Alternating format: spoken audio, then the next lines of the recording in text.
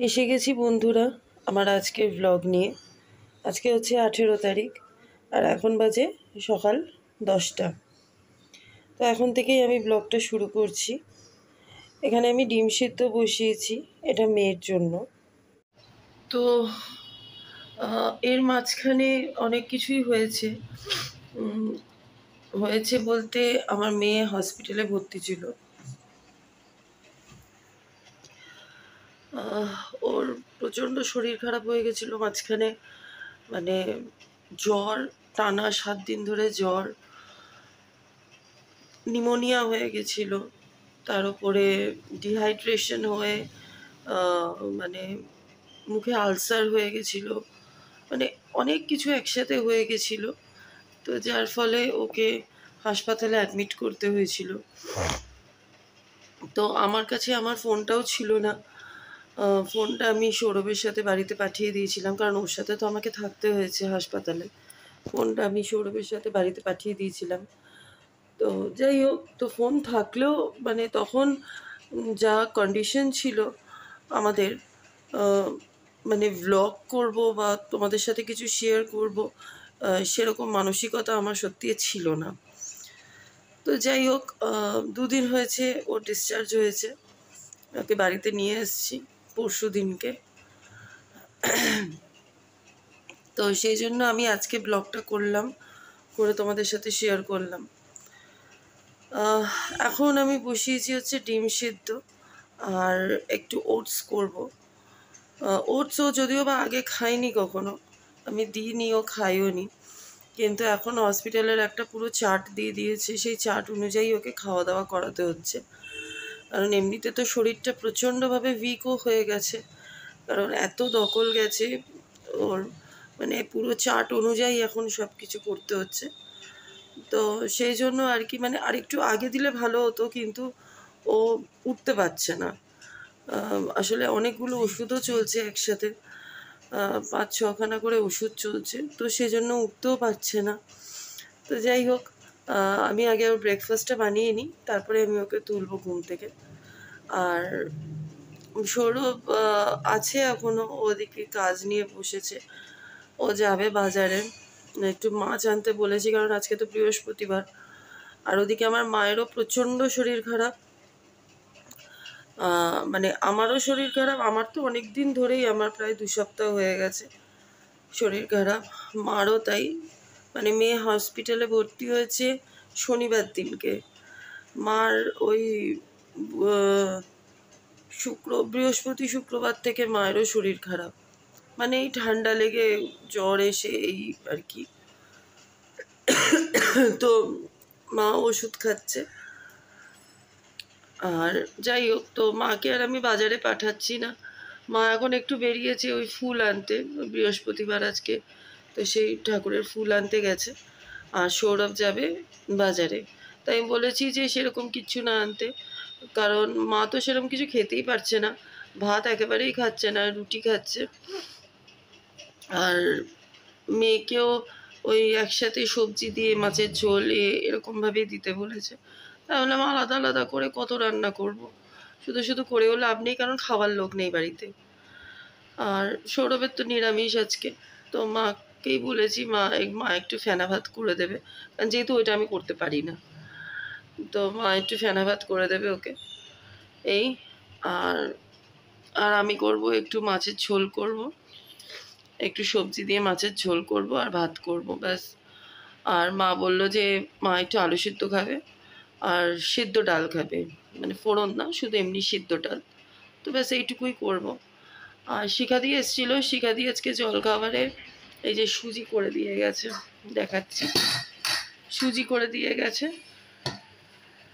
তো মা এলো এখন, সুজি করে দিয়ে গেছে, আর একটু রুটি আর আলু ভাজা আছে। আমি ওই একটা রুটি দিয়ে, কারণ আমারও ওষুধ চলছে, মানে খেতে ইচ্ছে করছে না, কিন্তু ওষুধটা চলছে বলে একটু খেতে হবে। একটা রুটি দিয়ে একটু আলু ভাজা দিয়ে খাবো, আর মা সুজি খাবে। তো চলো তোমাদেরকে দেখিয়ে দিই। এই যে সুজি করে দিয়ে গেছে, তো আমি এদিকে ওটসটা বসিয়ে দিয়েছি আর ওদিকে ডিম সেদ্ধটাও হচ্ছে।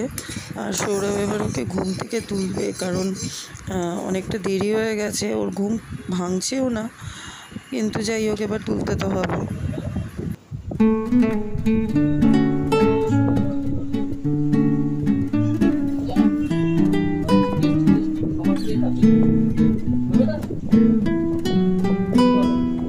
আগে ওটসটা খাইয়ে দিয়েছি, তারপরে ডিম সিদ্ধটা নিয়েছি, কারণ ডিমটা যদি আগে দেখে নিই তো ওটসটা খেত না। তো এটা খাইয়ে নিই। সৌরভ চলে গেছে বাজারে। এই যে মেয়েকে খাইয়ে টাইয়ে দিয়েছি, এখন খেলনা দিয়ে বসিয়ে দিয়েছি, এখানে খেলছে। আর এই যে সৌরভ এইমাত্র এলো বাজার থেকে। এই যে এটা দেখো, এটা মা কিনে এনেছে ওর জন্য। যেদিনকে হসপিটাল থেকে এসছি ওকে নিয়ে, তখন মা এটা ওকে দিয়েছে। এইটা কিনেছে আর একটা ওর একটা ওই খেলনা মোবাইল ফোন কিনে এনেছে। পেট করেছে। আচ্ছা একবার এদিকে তাকাও, তাকাও। তখন খেলতে ব্যস্ত। তোমার শরীর কেমন আছে এখন? ভালো আছে? এখন কথা বলতে পারছো? আচ্ছা মা। না, ডক্টর আঙ্কেল আর ইনাজ ফোটাবে না। ও বাজার নিয়ে আসছে, পটল, কাঁচা লঙ্কা। এটা কি? এই এখানে মায়ের পান আছে, আর এই যে মাছ। এই যে মাছগুলোকে ধুয়ে রেখেছি। আর এতগুলো আমার লাগবে না আজকে, আজকে যে কটা লাগবে শুধু সে কটাই করবো, বাকিটা এটাই ফ্রিজে তুলে দেবো।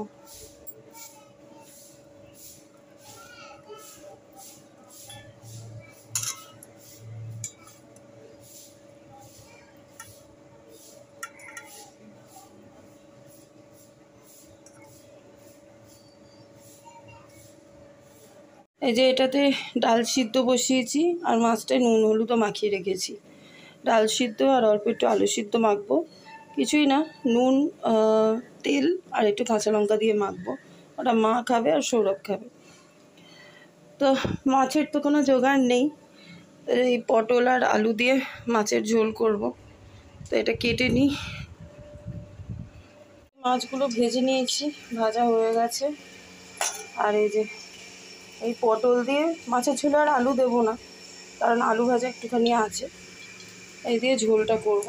আর এদিকে আলু সিদ্ধ বসিয়ে দিয়েছি, ডালটা হয়ে গেছে, আলু সিদ্ধও বসিয়ে দিয়েছি।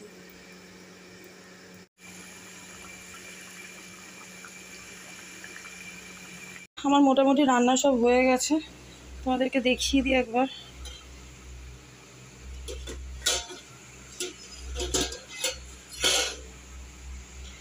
এই যে এটা সিদ্ধ ডাল করেছি, শুধু নুন, একটু কাঁচা তেল আর লঙ্কা দিয়ে, ব্যাস। এটাতে আছে মার জন্য পটল ভাজা আর মাছ ভাজা। আর আলুটা আমি এই গরমটা ছাড়তে দিয়েছি, এরপর এটাকে মাখবো। আর এখানে আছে মাছের ঝোল। এই তো আমি যাচ্ছি মেয়েকে একটু তেল মালিশ করতে। এই যে দেখো 1টা বাজে, তো ওকে আগে করিয়ে নিই, তারপরে এই আলুটা মাখবো।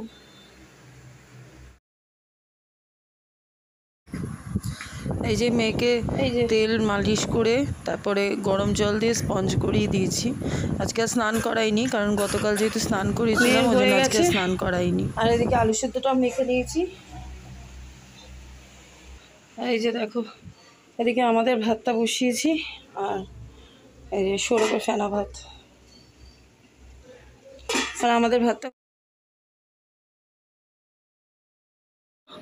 তোমাদেরকে তো বললাম যে হসপিটালে মানে আমি যে ব্লগ টক করার মতো তখন তো আর সেই মানসিকতা থাকে না।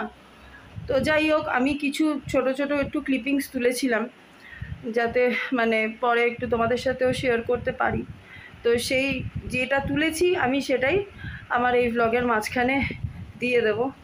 দিলে তা মানে ওটা দেখলে তোমরা বুঝতে পারবে যে মেয়ের শরীর কতখানি খারাপ ছিল, মানে কী অবস্থাতে ওকে নিয়ে গেছিলাম আমরা। তো যাই হোক, সেটা আমি এখানে অ্যাড করে দেবো ক্লিপিংসটা। তো এখন বাজে 1:30, ভাতটা নামিয়ে তারপরে আমি যাব স্নান করতে। আর ওদিকে মারও প্রচণ্ড শরীর খারাপ, আমি দেখাচ্ছি মাকে একবার, দাঁড়াও।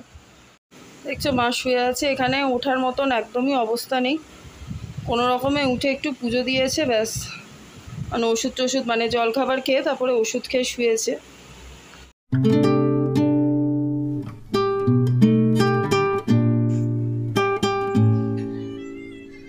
ভালো খেতে দেখি টাকা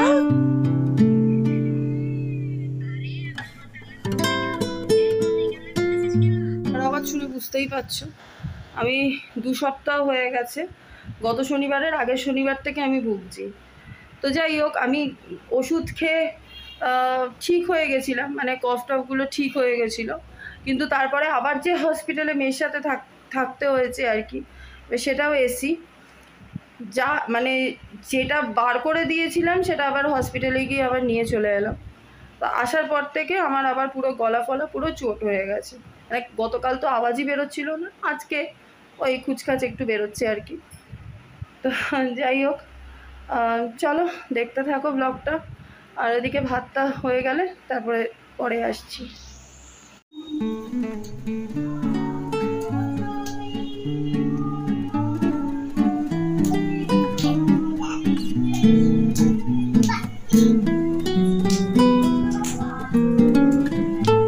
এটা কি নাচ করছো মা? বুতু বুতু পায়ে লেগে যেত, কি হতো তখন?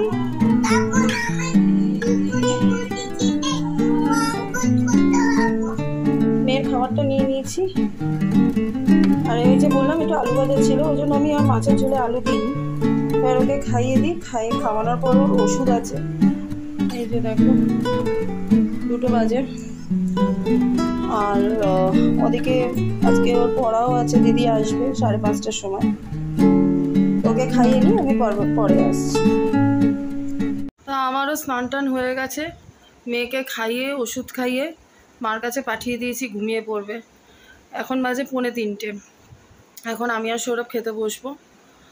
তো আজকে আর ব্লগটা বড় করছি না, কারণ বিকেলবেলা ওই 5:30টা নাগাদ ওকে পড়াতেও চলে আসবে দিদি। তো আমার আজকের এই ব্লগটা আমি এখানেই শেষ করলাম। আশা করছি তোমাদের আমার আজকের ব্লগটা ভালো লেগেছে।